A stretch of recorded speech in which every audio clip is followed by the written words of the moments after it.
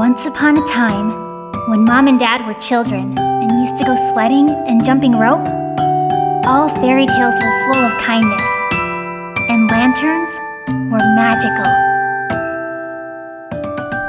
We live in a magical land. Let's see it together, it's grand. Let's start an adventure today. Our lantern will show us the way. Magic Lantern.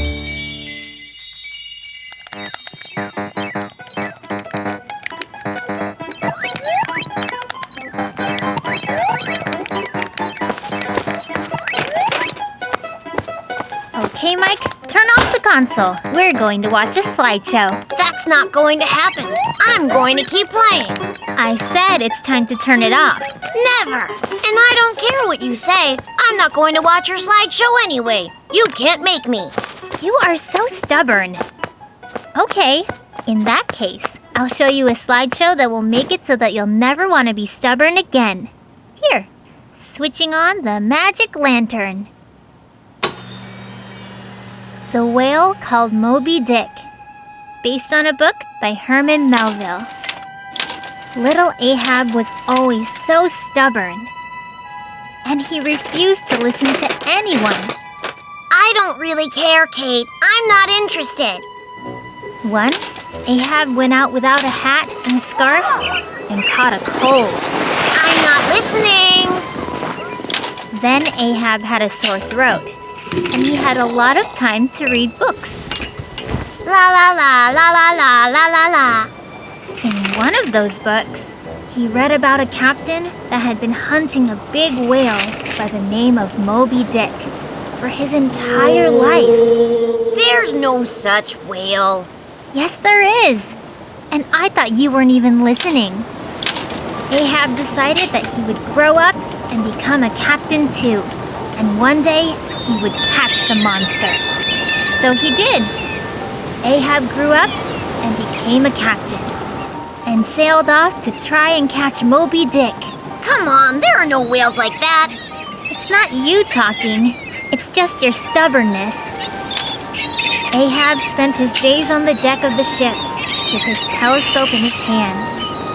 But it wasn't as easy as he thought to find the monster. He's not gonna find anything. After 3 months at sea, Captain Ahab saw ship debris overboard. On one piece of debris, he saw a sailor whose name was Ishmael. It's kind of hard to find things in this world, especially things that don't actually exist, you know. Ishmael told them that his ship had been sunk by a terrible monster. Hooray! The stubborn Ahab was happy. I found Moby-Dick! Now, Ahab stood on the deck with his telescope day and night.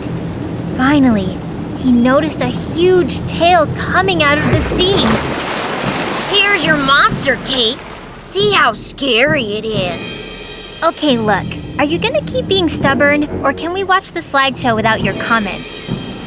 The whole crew was begging the captain to turn back, but unfortunately, Ahab was way too stubborn to listen to other people's advice.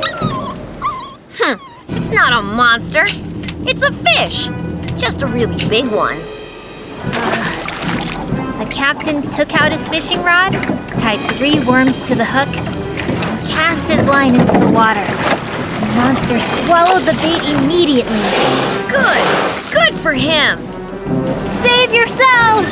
Cried Ishmael. The captain was already reeling in the fishing line, and the monster was coming closer and closer. Whoa, it really is a monster. Moby-Dick opened his toothy jaws. Jump!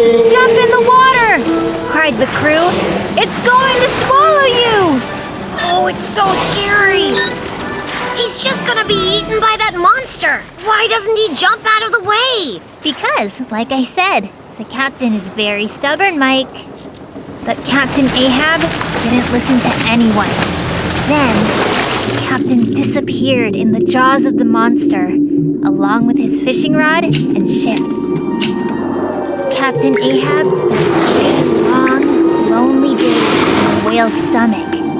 He should have listened to the others. Really, Mike? I thought he did everything right. On the 4th day, the whale sneezed, and Ahab flew out of his stomach, safe and sound. After that, Ahab was never stubborn again. So tell me, Mike, did you learn anything new today? Of course I did. It's not like I'm dumb or anything. What I learned is that whales can actually sneeze just like the rest of us.